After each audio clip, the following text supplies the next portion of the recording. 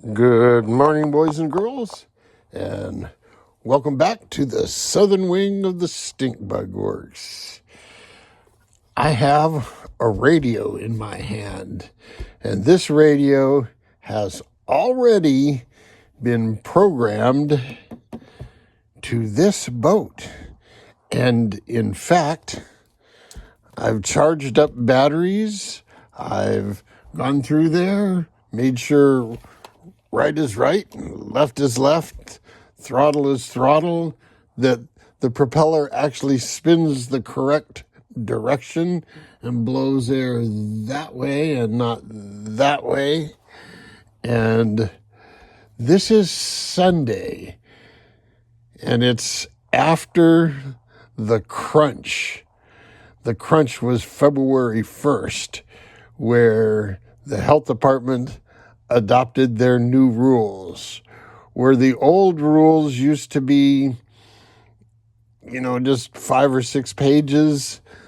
This is now 150 pages, and they are micromanaging everything.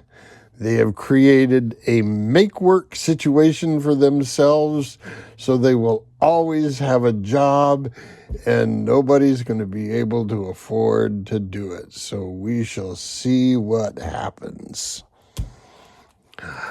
So because this crunch is now over, I'm going to have some free time.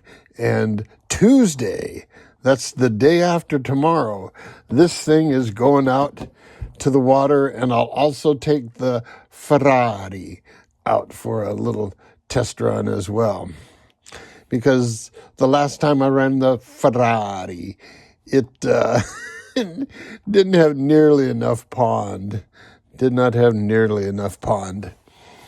One last thing before I go, I didn't have much to say because you've all seen this, and I've been so involved in the darn perk test stuff, and I've been rewriting contracts, and oh man, anyway, it's a bad thing to pull on your battery leads, to get your batteries out of tight spaces. And we've all done it, we've all done it. And some of us have paid the price and ripped that loose. In those kind of situations, I always like strapping tape. It's really good under tension, and if you wrap it around and then do this loop and then wrap it around again, it's never going to let go of the battery. You got a good hold on it, and you're pulling the battery from back here, So it's a whole lot better for getting your batteries out than pulling on your leads. So for this, I was test fitting the batteries in there, and I said, wait a minute, I have to kind of lift the battery up to get it up off the bottom of the sponson and onto the center of the tunnel here. And it's like, oh, I better use strapping tape. So there's Dr. Jet's tip. So I apologize for not posting any videos. There's just been nothing to do. Oh, speaking of nothing to do, now that this puppy is done, I have nothing to do. Oh, well, at least with boats. I don't have any projects in the building queue.